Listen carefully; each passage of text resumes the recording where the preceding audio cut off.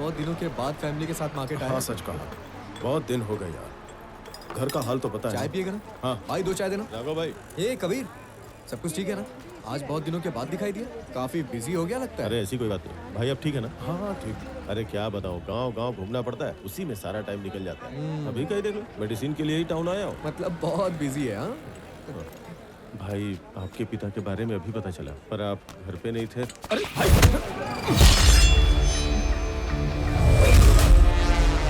राघव, इन सबको यहाँ से लेकर जाओ, जल्दी करो। चलो चलो जल्दी चलो। मैडम चलिए मैडम चलिए ना, मैडम चलिए ना प्लीज, आप चलिए ना, वो आ जाएगा।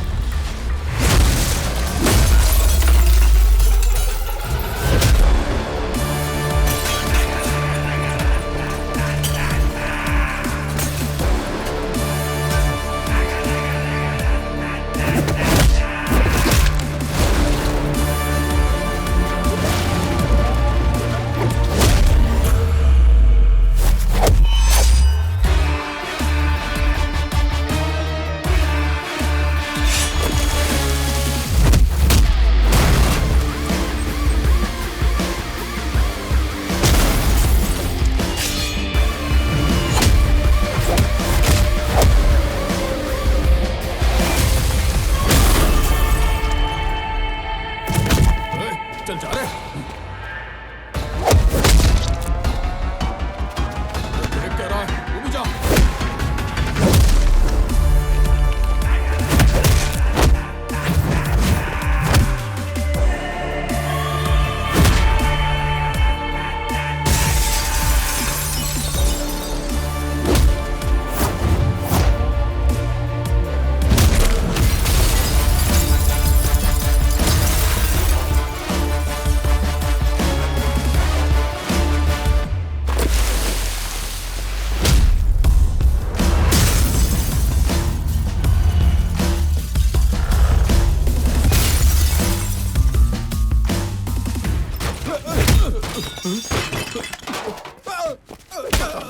बता तुझे किसने भेजा? बता, मुंह खोल, बोल, बोल किसने भेजा? ये एसपी ने ये फोटो देखकर भेजा था। अब प्लीज भाई छोड़ दो।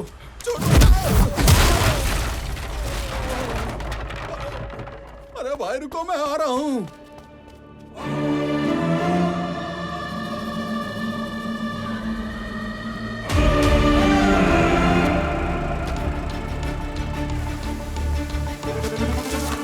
दादाजी,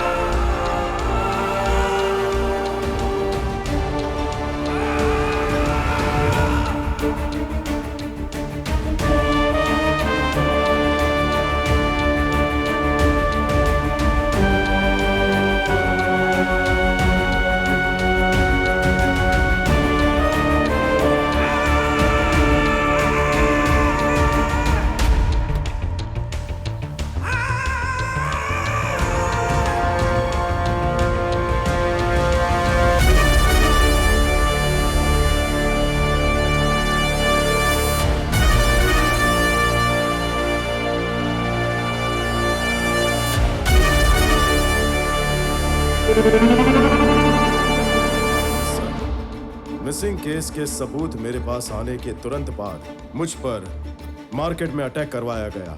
तहकीकात करने के बाद मुझे अंदर के खुफिया राज पता चले। इस ऑपरेशन माया में जो लोग अलग अलग जगह से आए थे वो सारे के सारे वर्मा के आदमी थे और उन सब की मौत हॉर्सली हिल्स में ही हुई थी। ये सारे लोग लापता नहीं हो रहे थे, उन्हें बेदर्दी से मारा जा रहा था और उनके कातिल थे भेड़ की खाल में भेड़िए, the most dangerous highway killers. अफसोस इस गैंग का एक मेंबर मेरा छोटा भाई अनंत था और उस गैंग का लीडर एक डॉक्टर है जो बहुत ही खूंखार और खतरनाक है, मेरे स्कूल का जूनियर कबीर। हांगकांग में रहने वाला लाल सैंडलवुड का स्मगलर विराज, जो बहुत ही सिस्टमेटिक तरीके से अपना नेटवर्क चलाता है। और इसी विराज का 4000 टन लाल चंदन शेषाचलम के पोर्ट से निकलकर मैंगलुरु पोर्ट तक ले जाने का सीक्रेट ऑपरेशन एसपी की मदद से पूरे जोर शोर से हो रहा था। और उस लालची एसपी देवानंद की नजर विराज के 1000 करोड़ के असाइनमेंट पर पड़ी और फिर इसने जन्म दिया हाईवे किलर्स गैंग को। और हमारे एसपी देवानंद इस किलर गैंग की तहकीकात करने का नाटक कर रहा था। सरकारी वैन का इस्तेमाल करके अपने काम को अंजाम दे रहा था। वर्मा के कहने पर वो जानबूझकर गाड़ियों को रोकता, ड्राइवर्स और वर्कर्स को बेरहमी से मार देता था। उसके बाद चोरी की हुई लॉरी और कंटेनर्स को करीब के जंगलों में लेकर जाते। आखिरी कंटेनर लोड करके जब वर्मा निकल रहा था तो उसने देखा कि उसका एक कंटेनर उल्टी दिशा में जा रहा था। उसे पता चला कि कंटेनर किलर गैंग के कब्जे में था। जंगल में उसका सामना किलर गैंग से हुआ। तुम लोग यहाँ पर क्या कर रहे हो? कंटेनर क्यों बदल रहे हो? कौन हो तुम लोग, बताओ मुझे। यार कुछ तो गड़बड़ है। ए वर्मा, मैंने इसको कहीं देखा है यार। अरे क्या कर रहे हो? प्लीज इसे मत मारो, छोड़ दो इसे।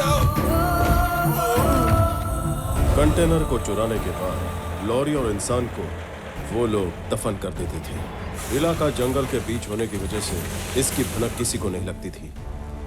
और तो और इस खेल में दूर दराज के गांव के बूढ़े दंपत्ति के बच्चे भी बलि चढ़ गए थे।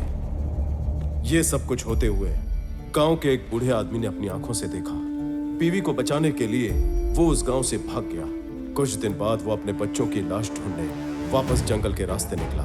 हाईवे किलर्स वर्मा और सुरेंद्र को मौत के घाट उतार रहे थे। ये देखकर बूढ़ा डर गया। हॉर्सली हिल्स को ही उसने अपना घर बना लिया। मौका मिलते ही उसने 2-3 हाईवे किलर्स को मौत के घाट उतार दिया। और जिस दिन उसने अनंत को मेरी गाड़ी में देखा, उसने अनंत को पहचान लिया। दूसरे हाईवे किलर की तरह अनंत को मौत के घाट उतारने के लिए उसने एक्सीडेंट की प्लानिंग की। और जब मैंने उस बुजुर्ग आदमी से बात करने की कोशिश की तब उसने मुझे सच्चाई बताई। अनंत भी मर गया और पिताजी भी नहीं रहे। सैकड़ों लोगों की जान लेने वाले हाईवे किलर्स बेखौफ घूम रहे थे और दूसरी तरफ देवानंद ने लाल चंदन की लकड़ी काटने वाले वर्कर्स को अपने रास्ते से बड़ी बेरहमी से हटाया। These criminals will be punished, no matter what, even though there is no evidence. I will do that, sir. Damn it.